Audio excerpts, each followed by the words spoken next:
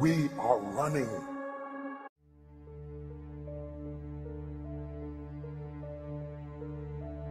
By 2030, the connections will start to be made between artificial intelligence and the human brain.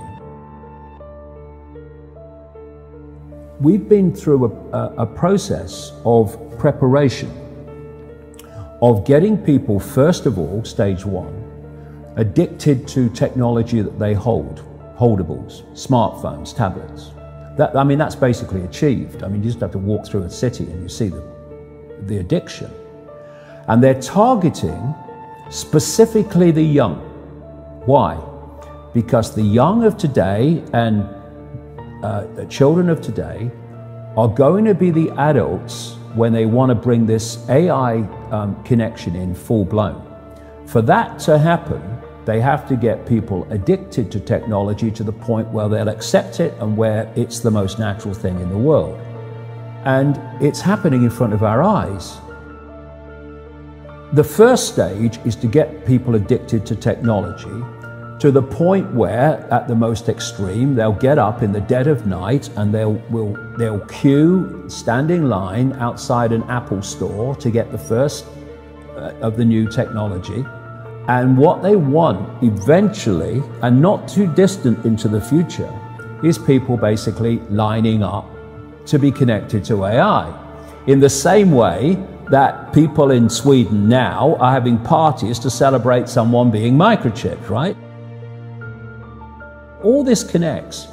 So the next stage, because the idea is to get in the body, the next stage is to get on the body. So we went from just holdables, we went to wearables, we went to Bluetooth and Google Glass and Apple Watches and all these other gadgets that go on the body now. Even what they call electronic tattoos that are basically microchips on the skin. And the next stage is to go in the body, which is already starting in places like Sweden.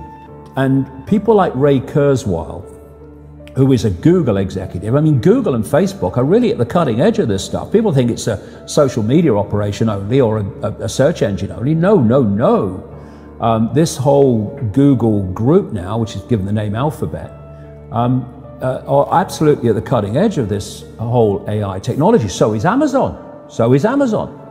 Amazon's got contracts worth hundreds of millions of dollars with the CIA and the Pentagon for cloud services and stuff. Yeah, they have massive data services. Massive, yeah. The consumers don't see. So the idea is to take this on. And what Kurzweil is saying, and he claims an 80% success rate in his predictions of incoming technology and when it will come in. But, if you know when it's going to come in, then you've got a great chance of predicting it, haven't you? It's like if you know when a stock market's going to fall because the people you are connected to are going to make it fall, well, you're going to get out just before it falls and you're going to get in just before you know they're going to push it up. You don't have to be, Nostradamus if you know the script. This is the sales pitch, and this is why they're telling you. The sales pitch is when we connect to artificial intelligence, we'll be superhuman. That's what the sales pitch is. That's his sales pitch. Right. That's going Siri, to be the sales pitch. Alexa, all these things. Yeah. What you've got is the idea that connect to AI and you'll become superhuman intelligent. No, you'll become subhuman intelligent. You'll become a vehicle for artificial intelligence. And whoever controls artificial intelligence will control the perceptions of every mind that it's connected to. If you're going to make a physical connection with AI, you're not going to do that on a mass scale until you've made a psychological connection.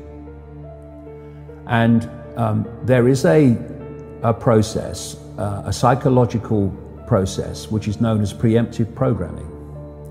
Preemptive programming is this.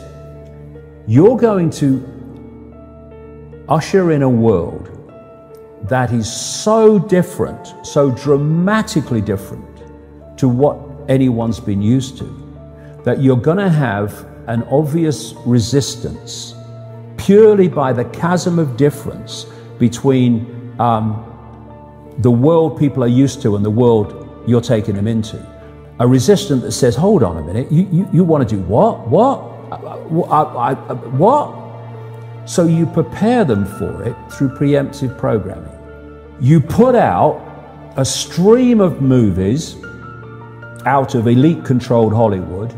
You put out television programs, you put out books, you put out all these things that basically portray the world you want to take people into.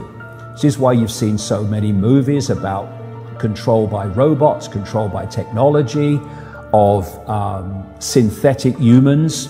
You have the dystopian society being portrayed and portrayed and portrayed. And what that's doing, it's making the subconscious, to an extent the conscious mind, familiar with the world you want to usher in.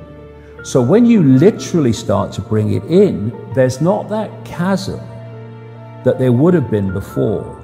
There is almost a familiarity with it because you prepared people by portraying it over and over again in movies. Another part of this psychological connection with artificial intelligence, so we'll accept the outcome that I've talked about, is these Alexas and these Echoes and these so-called office assistants or personal assistants. You start to interact with them as if they're human. And now they're bringing in internet-connected toys for kids, even little kids, and Barbie dolls that they can actually have conversations with artificial intelligence. They're now bringing in these robots that are, these synthetic robots that are looking more and more like humans, a lot of them coming in from the East.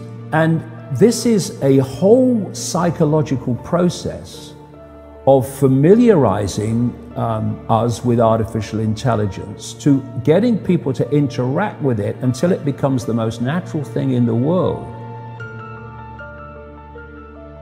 By 2030, the connections will start to be made between artificial intelligence and the human brain. And the human brain will be connected to what he calls the cloud. Another name for this is the smart grid, basically to artificial intelligence. As time passes, artificial intelligence will be more and more of human thinking and human perception until basically it's the totality of human thinking and human perception, at which point we won't be human anymore in terms of the consciousness processes we are using today. We will be artificial intelligence. And this is the assimilation I'm talking about. If you are connecting the human mind to a grid, a global technological grid, that grid can be centrally controlled. It will take at the center point very, very few people to run it, and even fewer to decide how it's run. I say this to kids and anybody else: how long could you live without your smartphone? What is an alcoholic? Well, an alcoholic is someone addicted to alcohol. Yeah. Why is he addicted to alcohol? Because he can't stop drinking it. But you can't put your phone down. And if you do, within a few minutes you pick it up again because you're addicted to it. So are you controlling that bit of technology in your hand, or is that controlling you? That's controlling you. Do you want your life controlled by a bit of technology? Do you want the rest of your life controlled by it? Or are you now going to go, I'm putting this down? If technology is going to be the servant rather than the governor, it has to serve the interests of humanity, and humanity does not have to serve it. We're in a situation now where humanity is serving technology. And it will be serving AI. Increasingly, it is serving AI in its algorithmic expression.